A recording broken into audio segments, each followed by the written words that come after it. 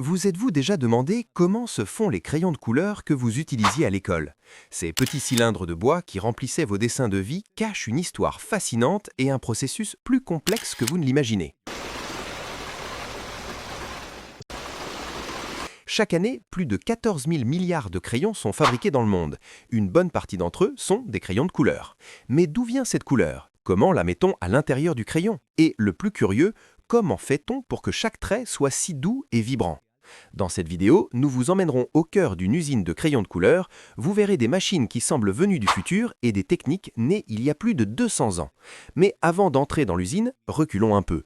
Le crayon de couleur, tel que nous le connaissons aujourd'hui, est né au 19e siècle. Bien que les crayons à mine de graphite existaient déjà depuis 1500, ce n'est que bien plus tard que quelqu'un a décidé de remplacer le graphite par des pigments de couleur. Et cette décision a changé l'histoire de l'art, de l'éducation et du design. Les crayons de couleur ont démocratisé la créativité. Ils ont cessé d'être des outils exclusifs d'artistes. Pour comprendre comment se fabriquent les crayons de couleur, il faut commencer par leurs ingrédients. Oui, comme s'il s'agissait d'une recette. Parce que chaque crayon est, en essence, un mélange précis d'éléments qui doivent fonctionner en harmonie. Tout commence avec le pigment. C'est lui qui est responsable de la couleur et il peut provenir de différentes sources, minérales, végétales ou composés synthétiques. Ils sont sélectionnés en fonction de leur intensité, durabilité et sécurité.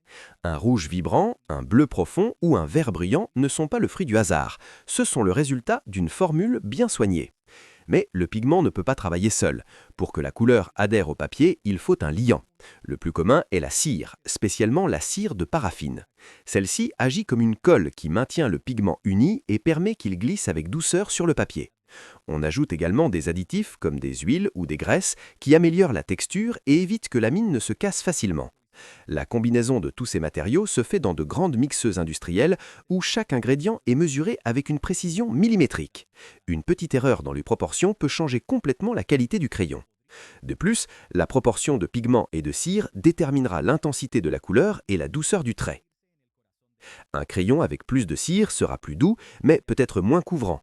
Un crayon avec plus de pigment sera plus intense, mais pourrait devenir plus fragile. Le résultat est une pâte de couleur homogène, prête à devenir le cœur du crayon, sa mine. Mais il reste encore à lui donner forme et résistance. Ce sera la prochaine étape dans ce voyage de couleurs, où le mélange prendra vie. Une fois que le mélange de pigments, de cire et d'additifs est prêt, il est temps de le transformer dans la véritable protagoniste du crayon, la mine de couleur. Ce processus commence par l'extrusion. La pâte est placée dans une machine spéciale qui la presse à travers une buse étroite, créant des fils fins et allongés de couleur. C'est comme s'il s'agissait de faire des spaghettis de couleur, mais avec une précision millimétrique. Ces fils sont encore mous, ils doivent être manipulés avec précaution. Ils sont placés sur des plateaux et séchés lentement dans des fours à basse température pour éviter les fissures ou déformations. Ensuite, ils sont soumis à un traitement avec de la cire chaude qui pénètre la mine et améliore douceur, résistance et brillance. Cette étape est clé. Sans le bain de cire, la mine se casserait facilement et son trait serait plus rugueux. Contrairement aux crayons de graphite, ces mines ne sont pas cuites à très haute température, car les pigments pourraient perdre leur couleur. La chaleur modérée et le revêtement cireux permettent au crayon de couleur de maintenir son intensité visuelle et sa texture soyeuse. Une fois prêtes, les mines sont coupées avec une exactitude millimétrique. Chaque segment doit avoir la taille juste pour entrer dans la rainure du bois. On écarte même les mines avec le moindre défaut visuel ou physique. On n'accepte aucune mine avec des bulles, fissures ou torsions. Finalement, elles sont stockées dans des conditions contrôlées d'humidité et de température pour éviter qu'elles ne se déforment avant l'assemblage. Et ainsi, après un processus technique et délicat, on obtient une mine parfaite, une ligne de couleur prête à être encapsulée dans du bois. Mais le corps du crayon est aussi important que son cœur. Et dans la partie suivante, nous découvrirons pourquoi un bon crayon a besoin d'une bonne mine, mais aussi d'une structure qui le protège et permet de l'utiliser confortablement, le bois. Et n'importe quel type de bois ne convient pas. Pour fabriquer des crayons de couleur, on a besoin d'un bois tendre, facile à couper, mais résistant à l'usage constant. Le favori des grandes marques est le cèdre de Californie, connu pour son équilibre parfait entre douceur et durabilité. Une fois le bois sélectionné, il est coupé en planchettes rectangulaires d'environ 18 cm de long sur 7 de large et avec une épaisseur millimétrique. Chaque planchette est inspectée visuellement. Elle doit être libre de nœuds, fissures ou imperfections qui pourraient affecter le crayon final. Après, les planches passent par une machine qui taille des rainures dans l'une de leurs faces. Ces petites fentes seront le canal parfait où les mines de couleur seront placées. C'est ici que commence le fameux sandwich du crayon. Sur les rainures, on place une colle spéciale, non toxique, qui maintiendra la mine fixe et évitera qu'elle ne bouge ou se casse. Les mines sont placées une à une dans les rainures avec une précision millimétrique. Ensuite, une autre planchette identique est placée au-dessus et ce sandwich de bois et de mine est pressé avec force pendant un temps déterminé. La chaleur et la pression aident à ce que la colle se fixe et que les deux pièces s'unissent comme une seule. Après le pressage, le bloc solide résultant est laissé à sécher complètement. L'objectif est d'obtenir que l'union soit si parfaite qu'on ne remarque pas que le crayon a été assemblé en deux moitiés. À partir de là, ce bloc est prêt à devenir les crayons que nous connaissons tous, mais il reste encore à leur donner forme, et nous le verrons dans la partie suivante. Une fois que le sandwich de bois et de mine a été pressé et séché, arrive le moment de donner au crayon la forme que nous connaissons. Le bloc de bois passe par une machine appelée fraiseuse. Cet outil de haute précision coupe le bloc en crayons individuels et leur donne leur forme finale, ronde, hexagonale ou triangulaire. Chaque usine choisit la forme selon son design et confort d'usage. D'un seul sandwich, on peut obtenir jusqu'à 10 crayons. Et bien que la coupe soit exacte, le processus n'est pas encore terminé. Les crayons fraîchement coupés sont inspectés pour vérifier que la mine soit bien centrée. Si la mine n'est pas alignée avec précision, le crayon sera écarté car cela affecte directement sa fonctionnalité. Ensuite, les crayons passent par une série de fours pour s'assurer que toute la structure soit complètement sèche. Ce séchage additionnel garantit que le bois ne se déforme pas dans le temps et que la mine reste parfaitement scellée à l'intérieur du crayon. Une fois secs, les crayons se préparent pour leur finition finale. Avant d'appliquer peinture ou vernis, ils doivent être polis pour éliminer les échardes et adoucir leur surface. Ce polissage se fait avec des limes spéciales ou des bandes rotatives qui les laissent prêts à recevoir leur couleur extérieure. Dans certains cas, les extrémités des crayons sont également légèrement poncées pour que la peinture finale adhère mieux. Cette étape marque la fin du processus d'assemblage. À partir de là, les crayons passent à devenir de petits objets d'art. Ils seront peints, vernis et étiquetés avec précision. Mais nous n'avons pas encore terminé. Il reste encore à leur donner cette touche qui les rend irrésistibles à la vue et au toucher. Et nous en parlerons dans la section suivante. Maintenant que les crayons ont une forme, il est temps de leur donner leur apparence finale, couleur, brillance et personnalité. Ce processus commence avec la peinture. Les crayons sont placés sur des plateaux rotatifs ou des convoyeurs et sont immergés partiellement dans la peinture ou aspergés de plusieurs couches fines. Chaque crayon reçoit entre 3 et 5 couches de couleur pour assurer une couverture uniforme et durable. La peinture n'est pas n'importe quel type de peinture.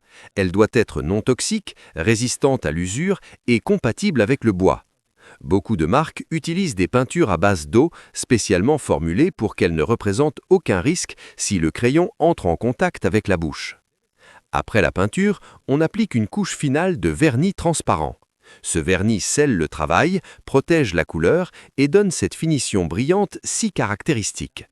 Il améliore aussi la prise en main et la sensation au toucher, faisant que le crayon se sente plus confortable et doux dans la main. Une fois vernis, les crayons passent par la machine à estampiller. Ici, on imprime le logo de la marque, le numéro de couleur et, dans de nombreux cas, le pays de fabrication. Ce processus doit être extrêmement précis, car toute erreur ruine l'aspect visuel du produit. Dans certains designs, les extrémités des crayons sont peintes d'une couleur différente ou recouvertes d'une couche spéciale pour identifier le ton exact du noyau. Finalement, si le modèle l'exige, on leur ajoute une gomme. Pour cela, on place une petite virole métallique à l'extrémité du crayon, on insère la gomme et on presse le tout avec une machine automatique. Maintenant oui, le crayon de couleur est prêt à passer par le contrôle qualité final et à être emballé. Après tout le processus de production, arrive l'une des étapes les plus importantes, le contrôle qualité. À cette étape, chaque crayon est révisé pour assurer qu'il respecte les standards exigés par la marque. Le premier filtre est visuel. On vérifie que la peinture soit uniforme, qu'il n'y ait pas de bulles, taches ou défauts dans le vernis. On révise aussi que le texte estampillé soit bien centré et clairement lisible. Ensuite, on fait des tests fonctionnels. On prend un échantillon aléatoire de crayons et on les taille avec des tailles-crayons automatiques.